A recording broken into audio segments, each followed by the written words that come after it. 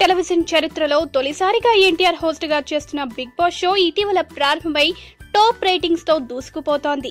తొలి రోజు big boss show house లోకి 14 మంది ఎంట్రీ ఇవ్వగా సెలబ్రిటీల పరిచయాలతో సందడిగా మారింది. ఇక మూడో ఎపిసోడ్ లో కొత్త టాస్క్ ను ఫేస్ చేశారు బిగ్ బాస్ కుటుంబ సభ్యులు. ఆదర్శ్ ఓవర్ యాక్షన్, ప్రిన్స్ అమ్మాయి కావాలి అనడం, ఇక ధన్ రాజ్, ముమైత్ ఖాన్, హక్కీ అయితే ఒక రేంజ్ లో ట్రోల్ చేశారు.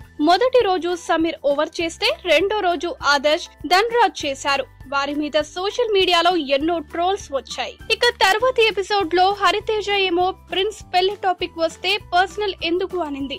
ఎప్పటిలాగే మహేష్ కత్తి నాకేం సంబంధం లేదు అని ఎంజాయ్ చేస్తున్నాడు. సంపు కూల్నెస్ లో ధోనిని మించిపోయాడు. సీరియస్ గా గొడవ పడుతున్న వారి దగ్గరికెళ్లి సన్న పిన్ చార్జర్ ఉందా అని అడిగాడు. మధుప్రియ అయితే ఏడవడంలో పీక్ లెవెల్ లో పర్ఫార్మెన్స్ ఇచ్చింది. ఇదంతా ఒక ఎత్తు అయితే గురువారం ఎపిసోడ్ లో కొత్తగా మహేష్ కత్తి అన్న సంచలనం సృష్టించారట. సైలెంట్ గా కూర్చుని అతను పక్కకి కదిలాడట. ఆదివారం జ్యోతి ఎలిమినేట్ అయింది. సోమవారం ప్రపోజ్ డే అంట. సమీర్ హరితేజకు ప్రపోజ్ చేశాడు. సంపు అర్చనకు ప్రపోజ్ చేశాడు. ఇక ఆదర్శ్, ప్రిన్స్ అయితే డైలాగ్స్ కొట్టేశారు. ఎవరెవరు ఎలా చేశారో చూడండి.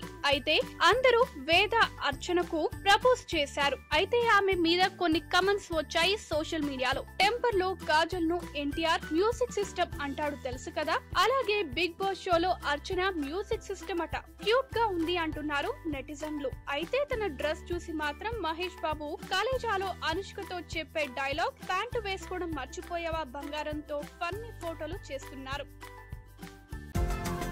ఈ వీడియో గనుక మీకు నచ్చినట్టయితే లైక్ చేయండి, షేర్ చేయండి, సబ్స్క్రైబ్ చేసుకోండి.